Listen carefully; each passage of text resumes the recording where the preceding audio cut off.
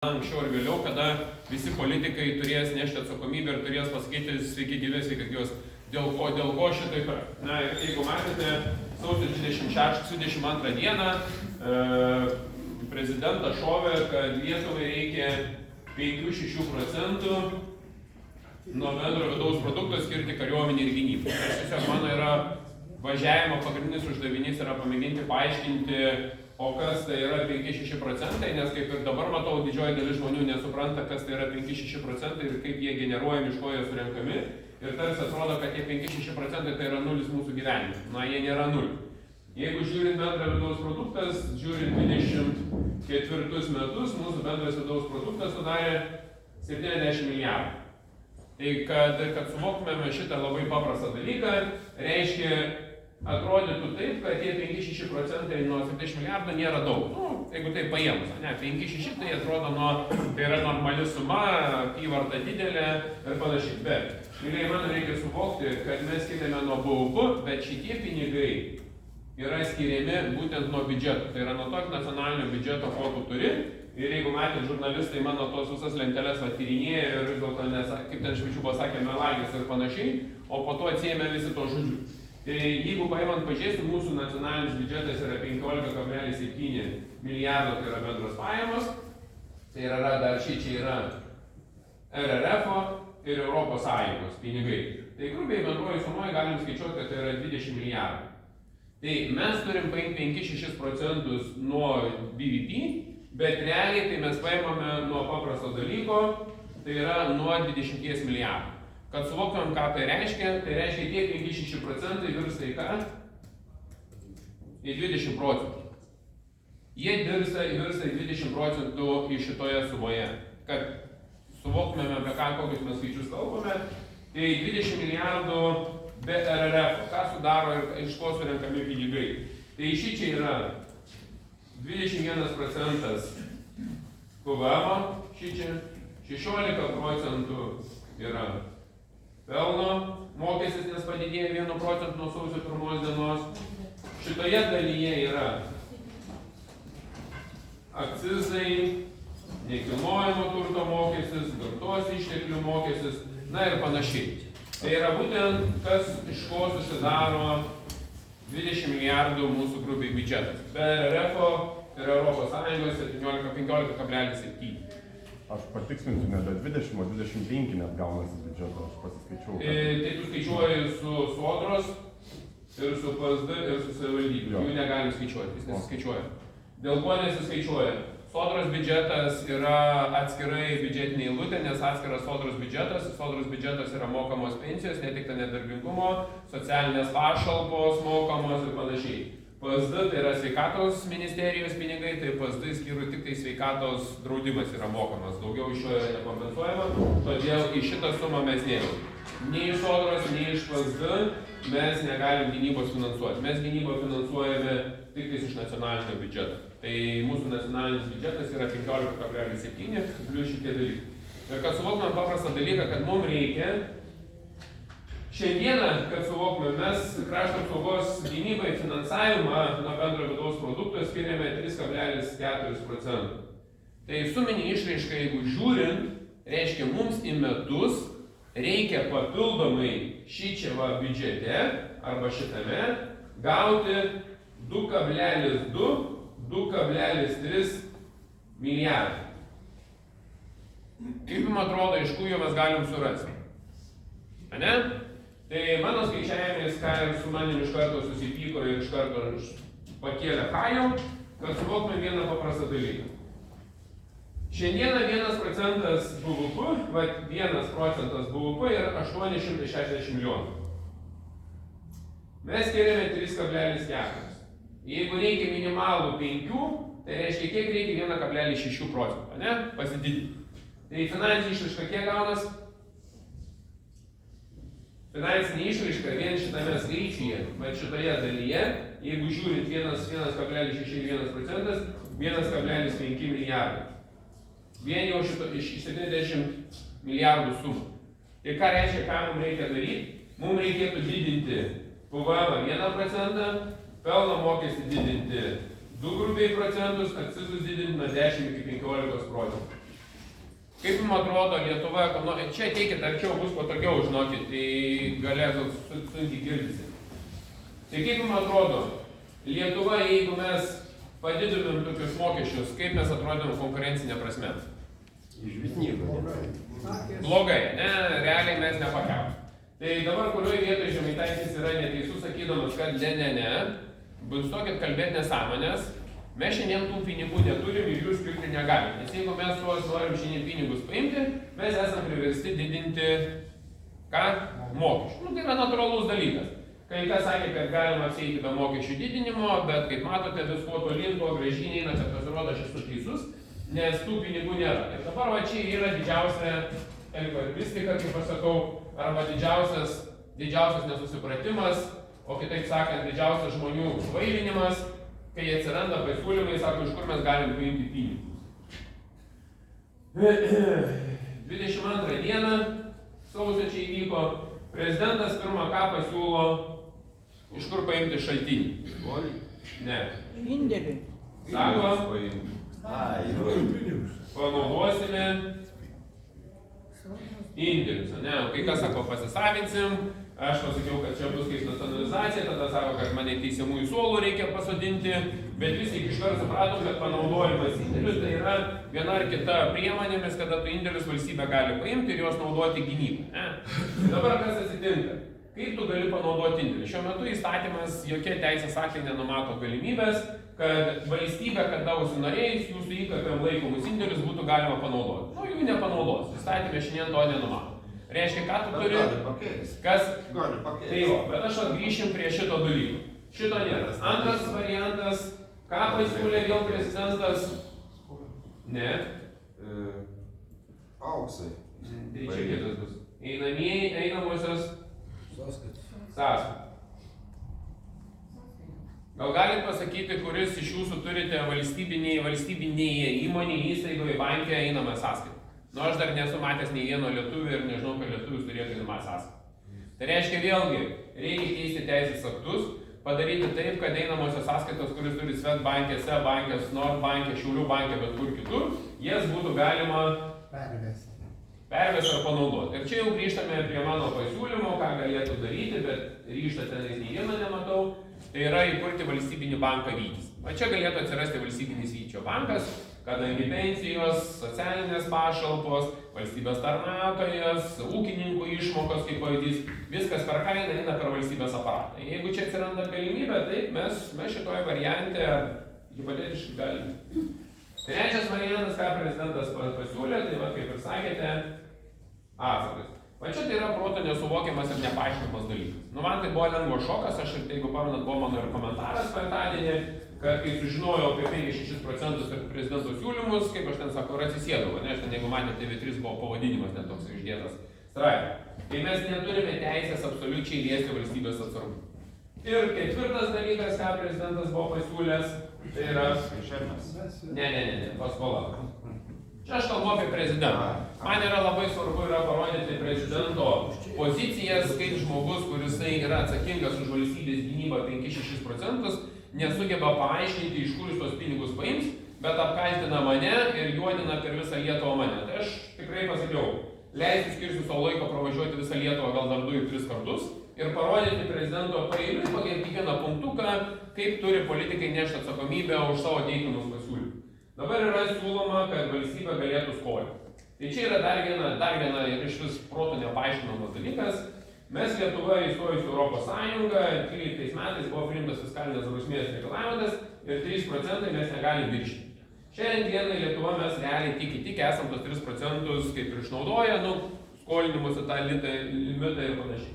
Tai jeigu kalbame, kad skolintis, šiuo metu, jeigu žiūrint mūsų skolos aptarnavimas, eina 980 milijonų. Vienu žmogam kiekvienais metais už esamas skolas. Tai jeigu mes norime skolintis, ką tai reiškia? Tai kad mūsų skolos aptarnavimas 2030 metais bus 1,200 milijonų. O jau 33 metais mano skaičiavimais mes turėsim 1,6-1,7 milijardų. Jeigu mūsų ekonomika vidutiniškai, tikėkime, Aišku, po Vokietijos dabar rinkimų aš labai abejoju iš viso ten kažkas pasikeis, nes panašu, kad konservatoriai su socialdemokratai sudarys valdančią daugumą, nu, tai ten krakas bus matyti viduj politinis ir suirutinis. Mūsų ekonomikos augimą mes galim skaičiuoti, kad nuo 2 iki 2,7%. Aš skaičiuoju, kad jau šių metų mes infliaciją turėsim 3,3, 3,5. Tai reiškia, kad pačios ekonomikos augimas nebepasiekia mūsų būtent infliacinius dalykus. Kas, nu, čia yra hipotetiškai skaičiuoti. Taip gali būti, kad mūsų ekonomika pasieks 3 metus. O kas gali garantuoti, kad mūsų ekonomika 27 metais augs 3%? Jūs galite garantuoti? Ar jūs galite garantuoti man, kad ekonomika augs 29 metais 3%? Ne. Tai aš žinodamas ir atsargumo dėlį, aš sakau, ne, stop, ne. Ir tai yra labai vėlgi svarbu mūsų ekonominė partnerė vokiečiai. Jeigu vokiečių ekonomika pradeda kilti, tarkime, 2% ar 2,5% ekonomikos augimo, kas dabar yra, man atrodo, apie 0, gal 0,5, nežinau, reikėtų pažiūrėti Vokietijos ekonomikos politiką. Minusas praeitų metų. Minusas yra, ne? Recesija 2 metų išėlės. Recesija. Nu tai tada jie neaugs. Tada su dabartinė vyriausybė, jeigu su konservatoriais socdemai sudarys, taurus atiduos Ukrainai, tai faktas, kad neaugs, nes jie gynybai dabar jau skiria 2%, jie dabar turėtų didinti, nori ir tai neaugs. Gerai, Vokietijos ekonomika, kad augtų 0,7–1%, mes esam pagrindiniai jų strateginiai partneriai, eksportinė prasme. Tai reiškia, mūsų ekonomika gali maksimum augti 2–2,5%. Maksimum, ką mes galėtume išvažiuoti, ką galim pasiekti. Ką tai reiškia? Kad visą tai, ką mes gausim iš ekonomikos augimo, mes viską turėtumėm skirti kam? Skolos grąžinimui ir aptarnavimui. Tai ir ką tada Žemaitaitis, kaip sakant, tampa pats nekenčiamiausių Lietuvos žmogus, sako, jis nenori skirti gynybai. Ne, aš gynybai galiu skirti kad ir 5, ir 6, ir 20%. Man nėra gaila.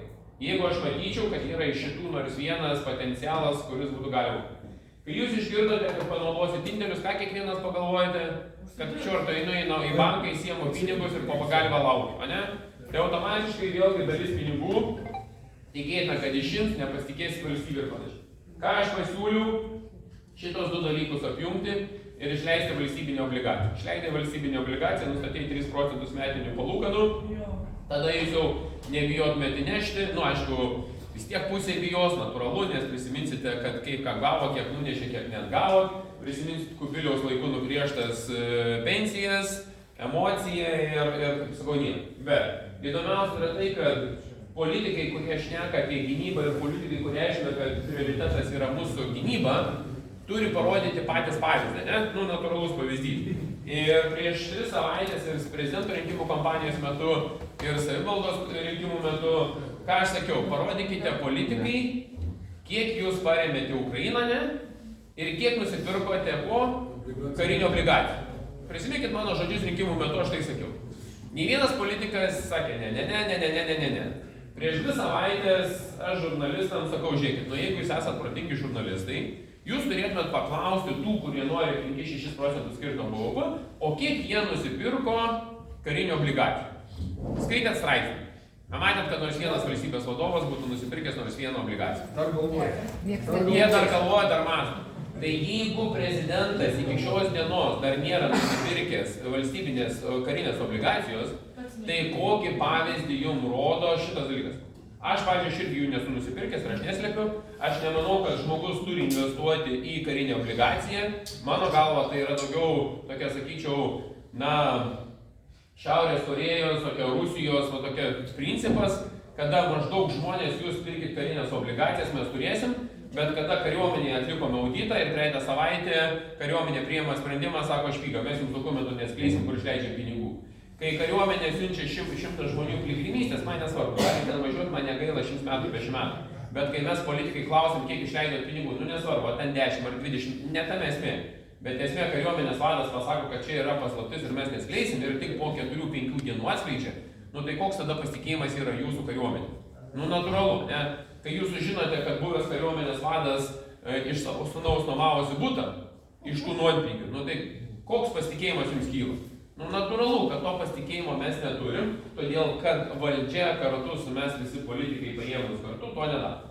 Dabar atsargos, tai vėlgi sakau, absoliučiai tai yra nonsensas, kas tai yra, nu, išvis nesivaizuojamas dalykas.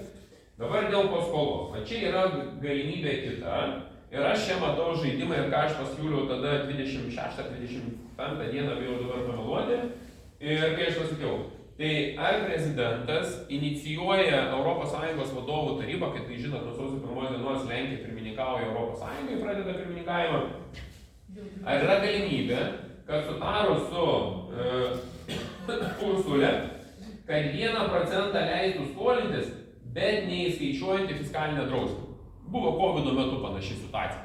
Tada, hipotetiškai, žinokit, aš galimybę šičia matau. Ir pamenat, ką aš pasakiau, dėl ko ten sukilo tam tikras ažiotažas, pagal Lietuvos Respublikos konstituciją įstatymų iniciatyvos teisę turi Seimas, vyriausybė, piliečiai ir prezidentas. Ar jūs matėt, kad nors vieną iš šitų projektų jis būtų užregistravęs plenarinių posėdžių salę? Nei vieną. Praeitą savaitę aš tik išgirdau 2, kad prezidentas planuoja pelno ir PVM registraciją daryti, bet dar neaišku net kokio pobūdžio. Pristatę aš ją perskaičiau, ten man tai tenais iš vis nesuprantamas, kas ten yra parašyta, nes man net neįsivaizduoju, kaip bus įgyvendinti. Tai kitas yra niuansas, kas atsitinka dabar. Tai konservatoriai, mano mylimiausi, gerbiamiausi konservatorių partija, teroristinių organizacijos bruožų turinti politinė jėga. Kai šovė praeitą savaitę, tai ir atsisėdo ant žemės. Sakė greitai, ko greičiau reikia išparduoti valstybinę žemę. Nu, tai aš jau grįžtu į 18 metus, grįžtu į vasario 16, grįžtu į kovo 11. Tai mes dabar moralizuojame Trumpą, nes Trumpas pareikalavo iš Zelenskio atiduoti žemes, iškaseną, sutartį ten ir panašiai. Nežinau, šią naktį žiūriu dar vieną kalę, bet nespėjau perskaityti iki galo teksto važiuodamas. Tai mes kalbam, kad neva tai nori kitą valstybę paimti. Bet kad mes parduoti norim, tai yra čia jau nebesuvokiama. Praeitą savaitę, jeigu kas matėte, buvo tas mūsų dar vienas karo kurstytojas LRT, kaip aš sakau, 24 Rusija, ar Rusija Tudeitinais, tai jie reikėtų taip ko gero vadinti. Tai ką LRT laidoj pasiūlė Jakilaitis ir bankas ir apžvalgininkai? Parduoti valstybinės įmonės, kaip uostą ir geležinkelį. Tai žiūrėkite, dabar jūs man pasakykite, bet čia, žiūrėkit, čia yra įdomus dalykas. Jie pasiūlo parduoti geležinkelį, parduoti uostą. Trumpas pasiūlė Zelenskiui panašų dalyką padaryti. Sako, Trumpas yra paveiktas Kremliaus propagandos, kad Putinas jį paveikė ir panašiai. Gal galit man pasakyti, o kokia propaganda paveikti kalbėjo apie LRT, kurie pasiūlė išparduoti valstybinės įmonės? Putinu. Ne, baigit įlėkit, jūs Kremlinė vatnikė esate, jūs negalite. Jūs esate nepilietiška. Neįsižeiskite, atsiprašau, po to aš vėl paskiau aiškinu su savo žodžius.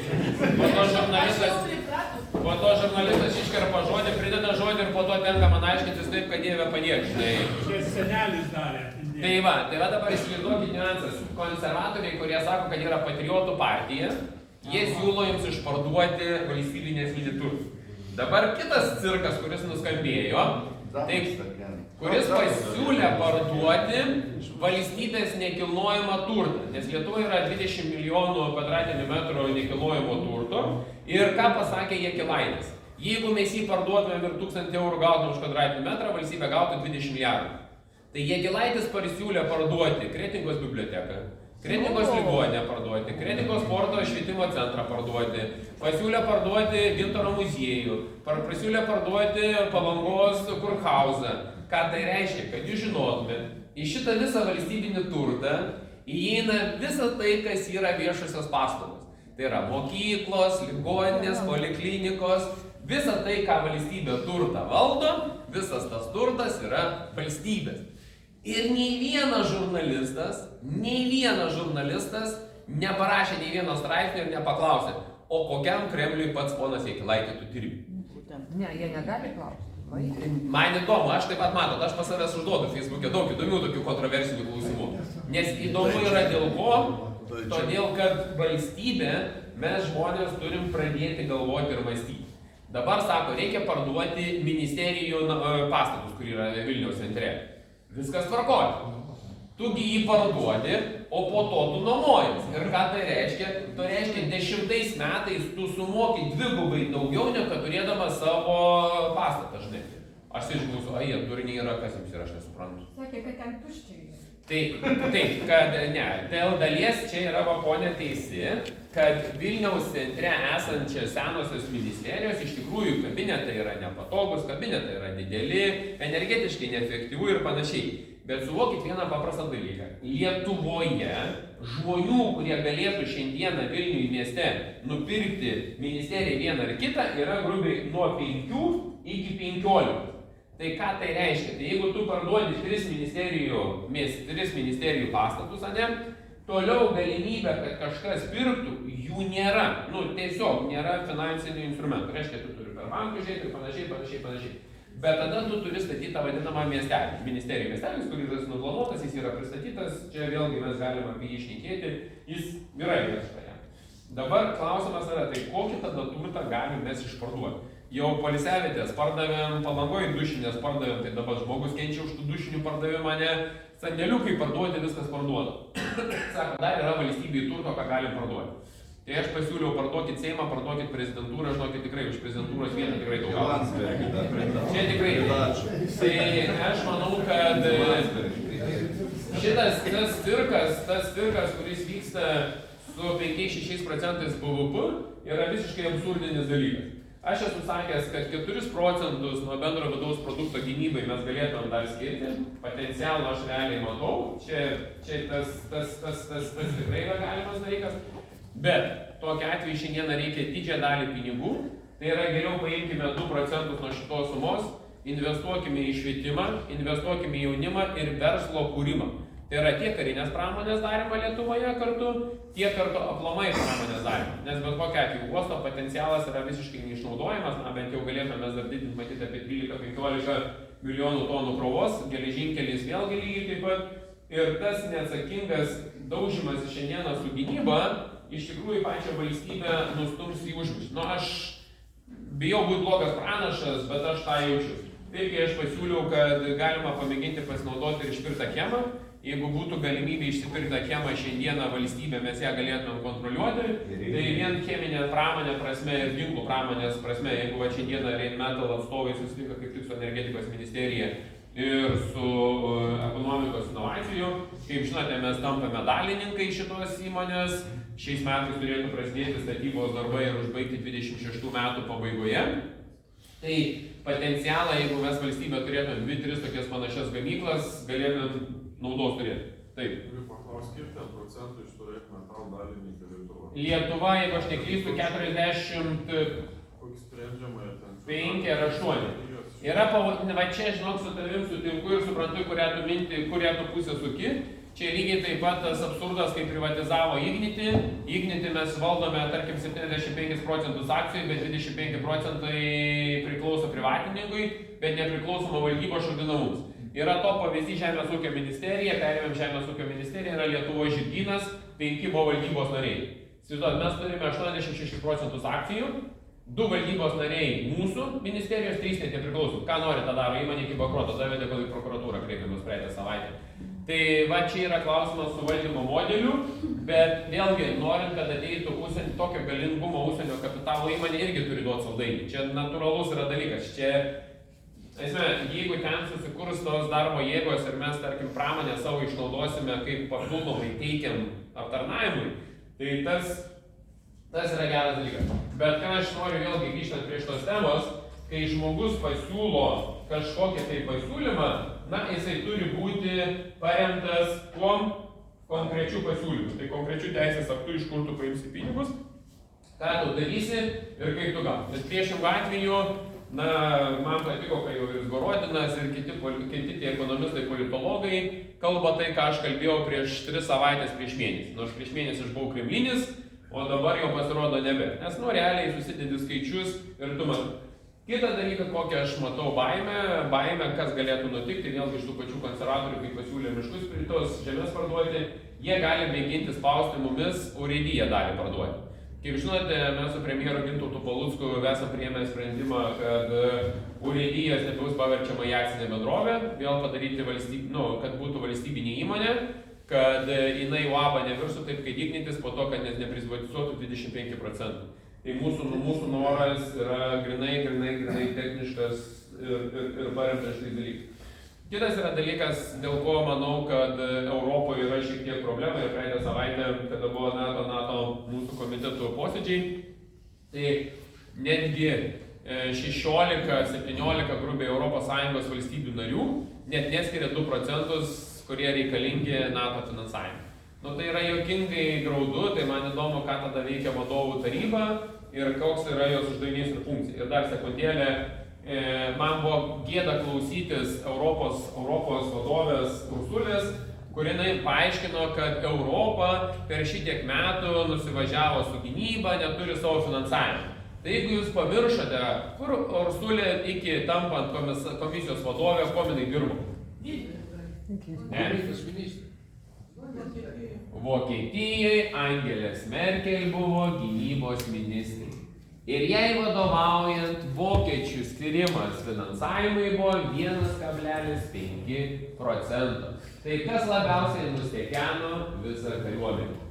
Būtent dabartinė komisarė. Ir čia yra įdomus dalykas, kad nei vienas žurnalistas, nei vienas visuomenės informavimo priemonės leidinys, nacionalinis mūsų Lietuvos, apie šitą ponę nerašo nei vieno straipsnio, kur galėtų ją paimti nuo, kaip jinai tapo ministrė, prie Meine Kancler Dirbuter, ane, kai buvo Merkel, ir nuo tos ją sistemingai pažiūrėti, kiek jinai skiria pinigų. Ursulė yra vienas prie vieno, žinot kas? Rasa Juknevičienė. Daug reikia, bet nieko nedaro. Ir dabar aš jums galiu pasakyti. Kai Rasa Juknevičienė buvo krašto apsaugos ministrė 2008-2012 metų kadencijai, spėkite, koks buvo krašto apsaugos finansavimas. Pats žemiausias Lietuvos istorijoje. 0,5%. 0,9, 0,78 ar 0,68%. Nereikia daugiau suriškit smegenys. Ne dėl to. Esmė, jie pasitikėjo, kad ateis kažkas iš užjūrio ir juos apgins. Vakar buvo mintis. Europa paskutinius 30-40 metų gyveno komforto zonai, nes tikėjusi, kad amerikonai atvažiuos ir apgins. Deja, Trumpas paskutiniai 4-5 metais labai aiškiai pasakė: America first, o jūs ten Europą, kaip jūs norite, taip jūs gyvenkite. Ir dabar kilo visiems sumaištis, sako, ką čia Trumpas nusišneka. Trumpas sako tai, ką jisai sakė. Aš nesuprantu, ko čia visi stebėsi ir visi šokė nuo Trumpo pasakymą. Trumpas sėkmingai, kryptingai tą patį kalbėjo. Trumpas visiškai nekalba to, ką jis nekalbėjo prieš rinkimus. Trumpas kalba tą, ką kalbėjo 19 metais, ką kalbėjo 18 metais, jis analogiškai kalba. Ir dabar pas mūsų elitas sako, Jėzus Marija, amerikonai išdavė mumis, jūs jų negins. Tai aš klausau su šnekė, jūs gal durniai esate, kas jums yra skau. Jūs pati Europą neskiriat finansavimo, jūs pati Europą nieko nedarot, plus Europa, man atrodo, pirma Kinija pagal prekybinius santykius, jeigu aš neklystu, ne pirma turėtų būti, man atrodo, pagal GDP. Tai jinai su Kinija daro prekybinius santykius ir nori, kad amerikonas įvažiuotų Kiniją. Noriu galvoti, kad tas Trumpas savinas yra. Jis pasižiūrėjo Europos prekybinius santykius, jis pažiūrėjo, kiek skiria finansavimą, jis pažiūrėjo, koks yra įsipareigojimas, pažiūrėjo, kokie yra mokesčiai, kokie yra muitai, sako, klausykite, europiečiai, ką jūs dažnai mums laiko. Ir dabar visi Jėzus Marija, ką čia Trumpas daro su Europą. Nu, jūs teisingai daro. Hebra, čia jūsų reikalas yra, ne mano reikalas yra, jeigu šitai durniuoja. Klausimą darėjai. Ar ne? Va.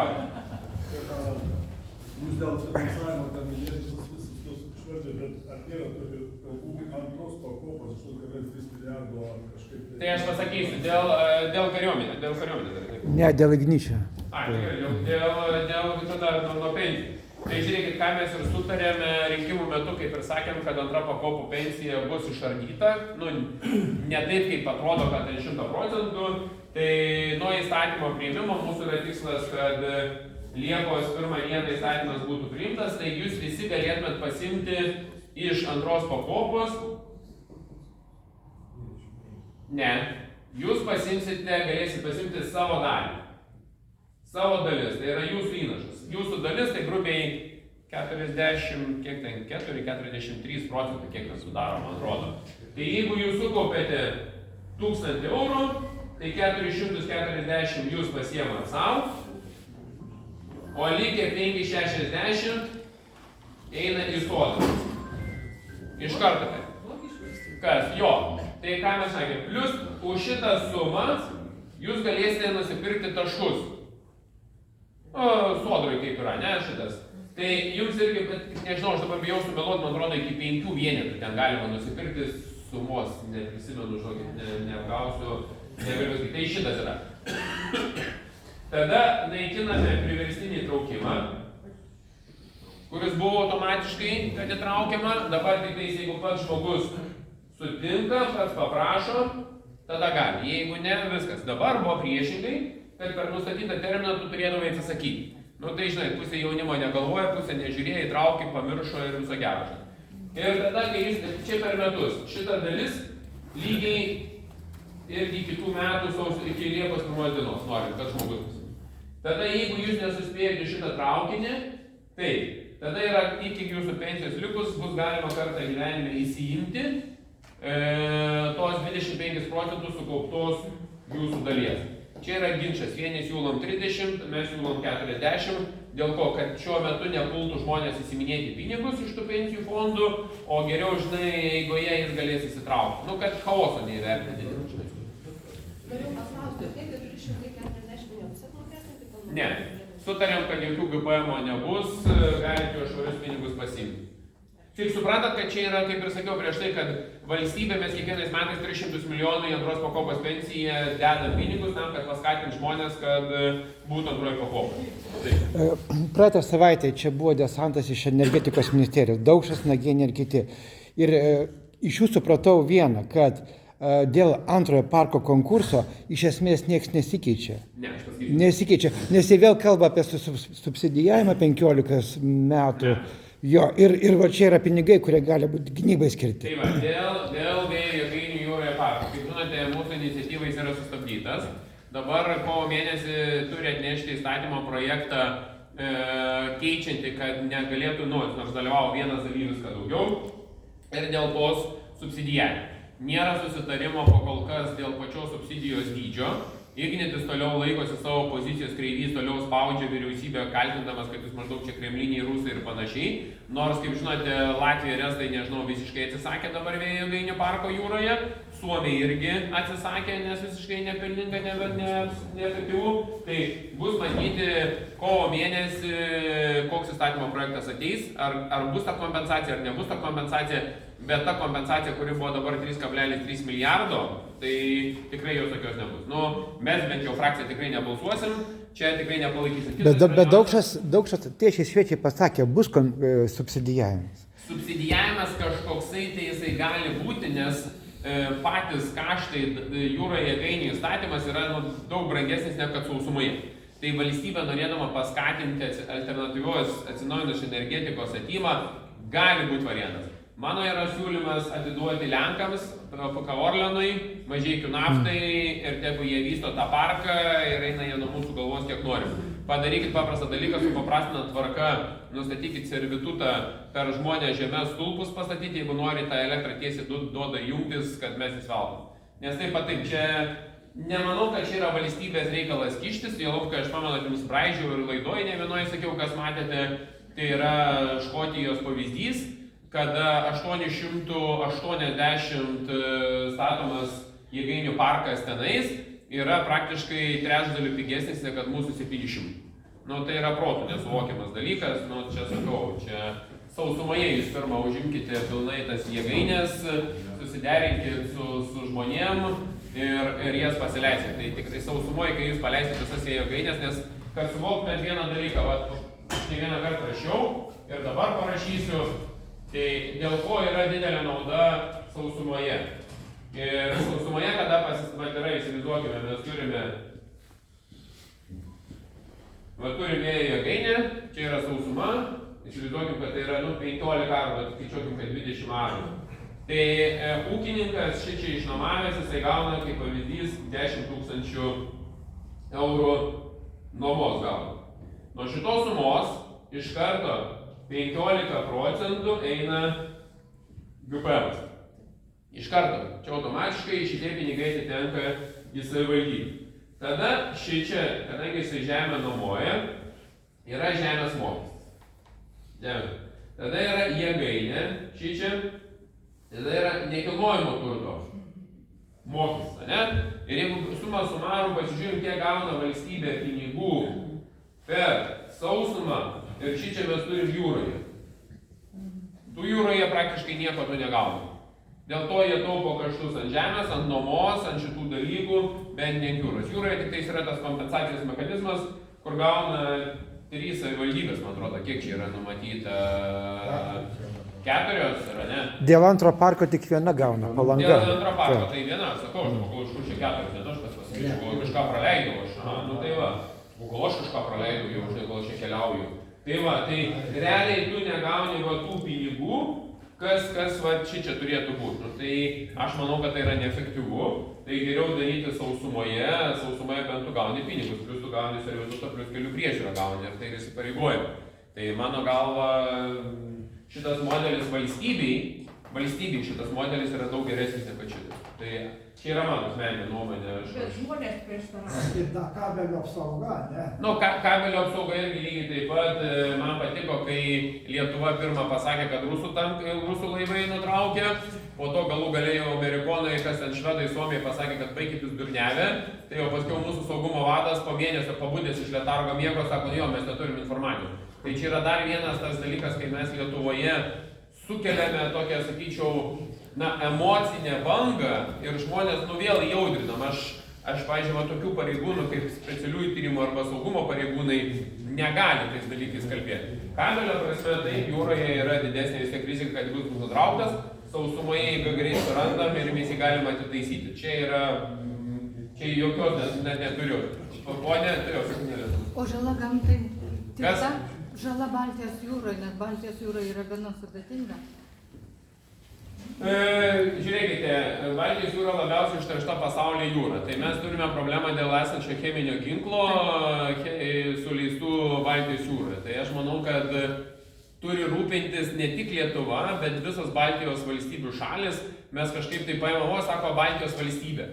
Čia va Lietuva, Latvija, Estija, sakau, ne, sakau, gerbėmėjai, sakau, kai cheminis ginklas, sakau, trūks, tai sakau, ir vokiečiai gaus šiauriniai daly, sakau, ir tie visi gaus. Čia nebus, kurie negaus per ausis. Tai daugiau gal šičia yra. Baltijos jūroje kaip yra?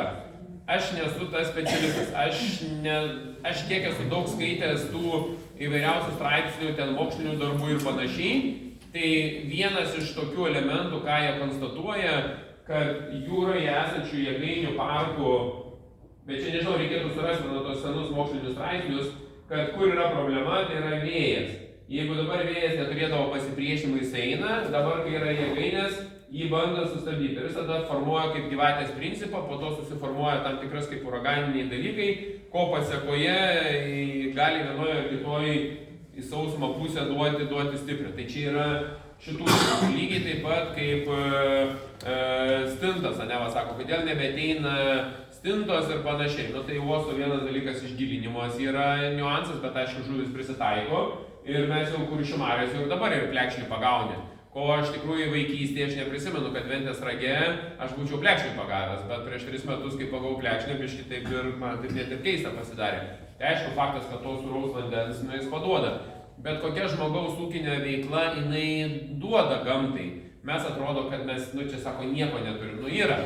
Kitas yra dalykas, nepamirškit, gyventojų yra jau 9 milijardai.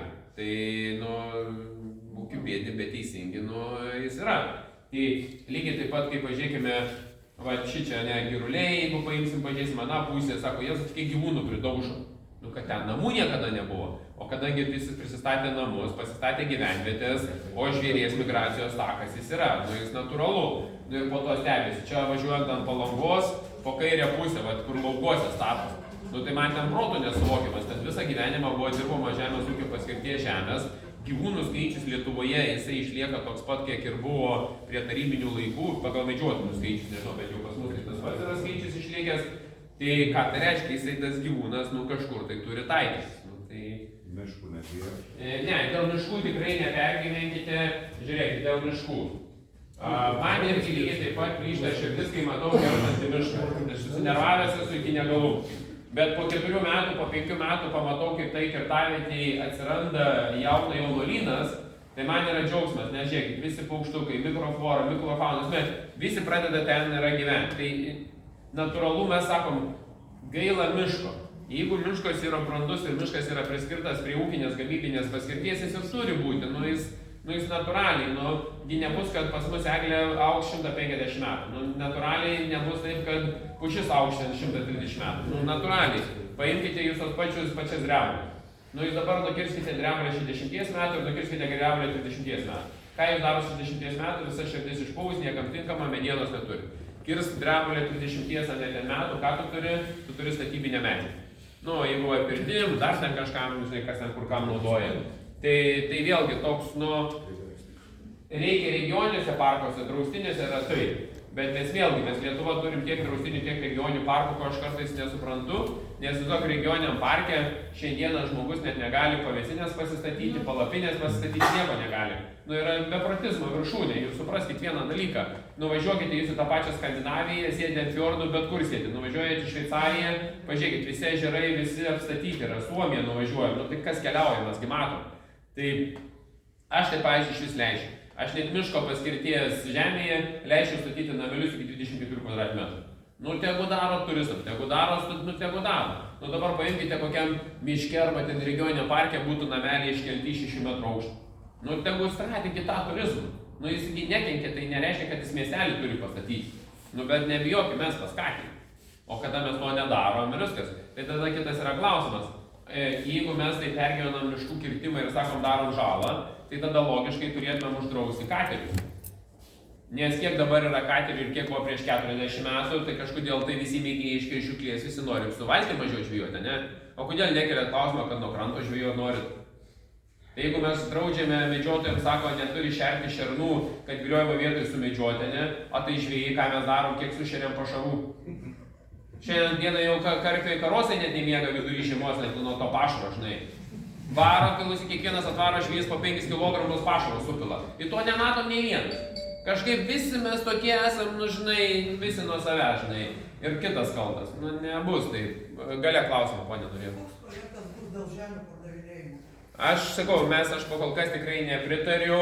Čia, kur yra tie maži plotai, ten hektaras 2-3, kurį ilgalaikės nuomos, tai tikrai jų niekas pakol kas nepaleis. Šitas, kur yra miestelių teritorijos, kur galim iki 4 arų mieste dasipirkti, nežinau, Kretingai gal kokie 6 arai turėtų būti, galima dasipirkti, nežinau, savivaldybės tarybos sprendimo. Vilniuje tai iki 4, kitur 6, kaimiškose teritorijose iki 50 arų. Tai aš manau, kad tie ir dabar galima dasipirkti. O kur valstybinė žemė, kaip kalbat, aš suprantu, kad ilgalaikė nuoma, tai yra rizikingas dalykas. Tai čia jūs susidursite paskiau su žemės mokesčių ir nuoma. Taip, panas. Nieko negirdžiu apie taupymą savivaldybėse, ministerijose, apie pinigų, tiksliau netaupymą, pinigų netaškymą. Tokių prioritetų, objektų statyba, uosto gilinimas, Šventosios uosto statyba. Čia dar vienas absurdas. Stadionai, autobusai, vandenilio ir visos kitos. Kiek aš neturiu, kaip sakyti, nedaina mano rankos iki viso šito dalyko, nesuspėju, bet kad vien tai, kad nebus karo, tai aš galiu pasakyti, kas iliustruoja. Iliustruoja vienas labai geras dalykas. Kai Benkunsas, kai mes ten Vilniuje juokaujam, nusprendė nėrį gilinti. Tai yra nėries gilinimas, tai yra prioritetinis Vilniaus savivaldybės darbas. Tai ką tai reiškia? Kad reiškia konservatoriai Vilniui planuoja pasitikti rusų padvodkės iš Barencovo jūrų. Tai jie iš Barencovo jūrų atvarys į Baltijos jūrą, iš Baltijos jūro Kuršių mariomis, o Kuršių mariose per pusę pakilęs varys, tada įvaro į Nemuną, Nemune jau 2/3 matosi ir viskas. Taip. Nepaverskite humorą. Aš pinigų netaškinu. Tai va, čia yra pinigų taškymas. Žiūrėk, kur yra, dabar sako. Per didelis biudžetas yra savivaldybių. Taip, savivaldybių ne visų. Vilniaus savivaldybė dėl ko turi labai didelį biudžetą. Todėl, kad didžioji dalis iš rajono regionų žmonių suvažiavo ir yra Vilniuje daugiausiai dirbančiųjų. Tai reiškia, vien iš gyventojų pajamų mokesčių, nes grupavimas eina išimtinai savivaldybės biudžetą. Ir jie gauna didžiąją dalį pinigų. Plus Vilniaus savivaldybė gauna tik berods 44. Tai jeigu per daug pinigų keiskit įstatymą, numažinti procentą. Tai aš ir pasiūliau praeitą savaitę, matydamas Vilniaus taškomus pinigus, mažinti Vilniui gyventojų pajamų mokesčio skirimo dalį ir tą dalį pinigų skirti gynybai. Aš lygiai pasiūliau.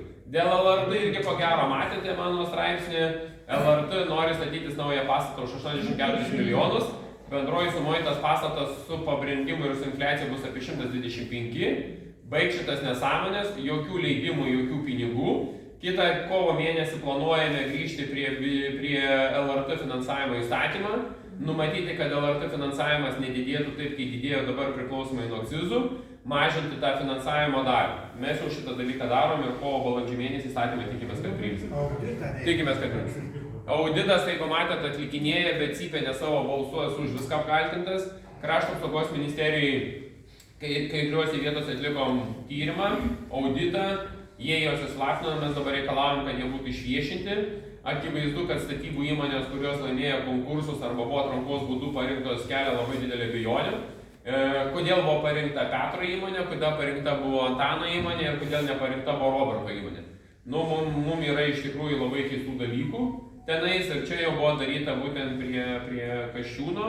Ir tarp kitako netgi yra ir Gentvilo, Simono buvusio ministro irgi vyriausybės įrašą, kaip tik ištraukėm, radom, kur net pats Simonas Gentvilas lygiai taip pat sako, kad tai yra korupcija, kad tai yra visiškas balaganas, kas yra. Tai dėl šičia iš tikrųjų... LRT auditas vyksta. LRT auditas irgi vyksta. Energetikos auditas. Energetikos audita yra bendras visos energetikos auditas, yra paprašytas valstybės kontrolė. Valstybės kontrolė yra įsitraukus. Dėl LRT audito mes paprašėme, kad būtų atliekamas finansinis auditas, tai yra būtent įvertinti, kaip efektyviai panaudojami pinigai. Na vėlgi, darom akciją, tikrai sveikintina akcija, viskas tvarkoja, gali daryti. Na, tik aš niekaip nesuprantu, kokiu partneriu dalyvauja LRT, kokiu partneriu LRT duoda visas laidas, teleką, kanalą, studijas ir panašiai. Tai yra klausimas, tai yra privati iniciatyva ir pačioje iniciatyvoje. Kodėl tada LRT neduoda akcijų ir neduoda LRT ir neduoda savo žurnalistų, kai yra įsipildymo akcijos onkologiniams ligonėms vaikams, kitom šitiem, kyla klausimas, kaip yra. LRT mobilios studijos. Kodėl mobilių studija yra į vieną rajoną važiuoja, o į kitą mobilių studiją nevažiuoja? Kyla klausimas, ne? Man irgi žinok įdomu. Kodėl, pavyzdžiui, LRT ima prodiusinės kompanijas, moka 100 000 už prodiusinės kompanijas, kai pati turi tiek žurnalistų ir darytų laidą. Na, įsivaizduokite, ten wow, 1000 kelionių, samdo privačią įmonę ir sumoka gal 200-300 000. Iš klausimas sakau, tai jeigu būtų žurnalistas mūsų LRT, mūsų operatorius, kiek čia kainuotų? Žinai, tai norime išvažiuoti, nes ten, sakė, sumos yra įspūdingos, skaičių po kol kas negaliu pasakyti, nes nežinau. Ir mes kalbam, kad regioninė spauda vos išgyvena, nes neturi pinigų. Bet žiūrint LRT gaunamą krepšelį ir per regioninę plėtros, kaip tai yra rajoninė spauda, kur gauna fondas. Medijų rėmimo fondas. Tai ten yra nulinis. Tai ten regioninė spauda turi rašyti apie antkapius, įkapius, piliakalnius ir dar kažką, tai žinai, kur jis neturi tokio efekto, kas turi būti. Ir kitas yra dalykas, pažiūrėkite pasitikėjimą žiniasklaidos. Nusmuko žemiausiai per visą nepriklausomybę. Aš dar tokio vertinimo, kokį buvo Eltos užsakymu atliko Baltijos tyrimai praeitą savaitę, tai jums ir daug ką ir parodo, kad per LRT